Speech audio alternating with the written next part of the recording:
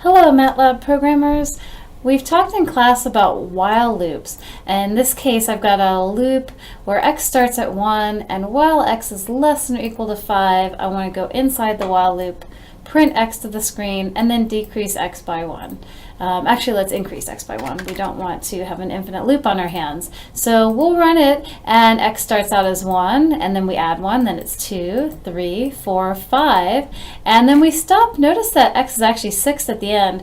We stop at the point where x is 6, and we're comparing, is x less than or equal to 5, and that's a false statement, so we exit out of that loop, and we don't end up displaying the 6 variable. So while loops are just one of the kinds of loops that are supported by MATLAB. Another kind of loop is a for loop. And to use a for loop, we're going to remember what we learned about the colon operator.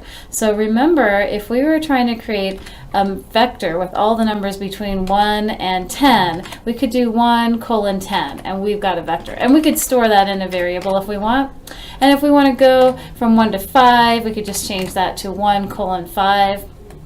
So we're going to make use of that fact and replace the first two lines of our while loop and replace it with a for loop. And we're going to say for x 1 colon 5, that means x is going to get all the values starting with 1 and ending with 5, and each time in between it's going to increment x by 1.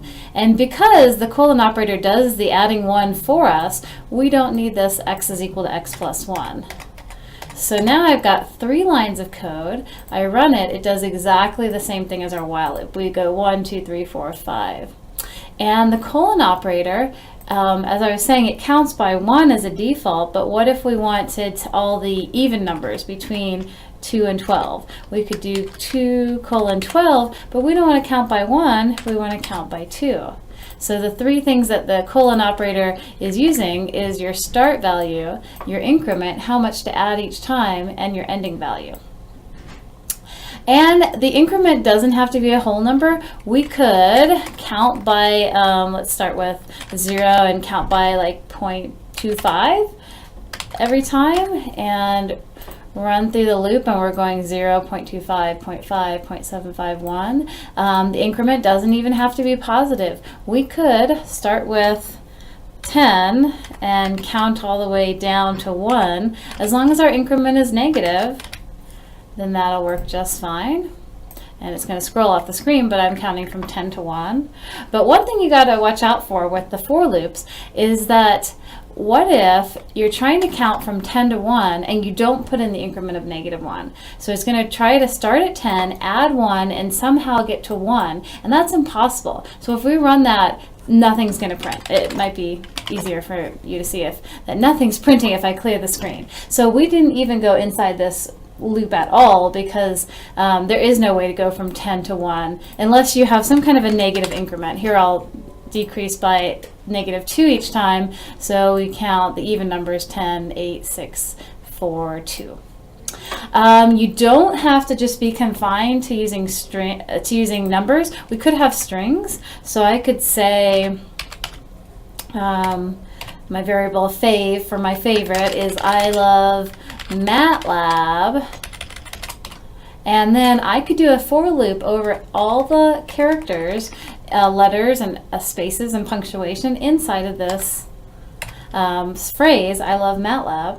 And I would do that by saying x is going to be each of those individual characters inside of this bigger string, and then I will just display x each time.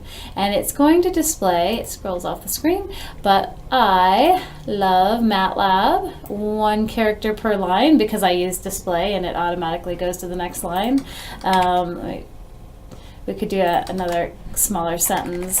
Let's just do like cats, or just a word. And it's going to display each of those letters from the word cats one at a time.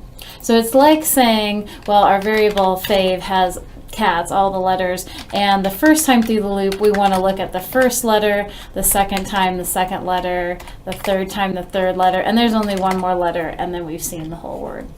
So that's a little bit about for loops. And anytime you have a for loop, remember you can always rewrite it as a while loop. So you can always go back to the other type of loop that if you're more comfortable with that.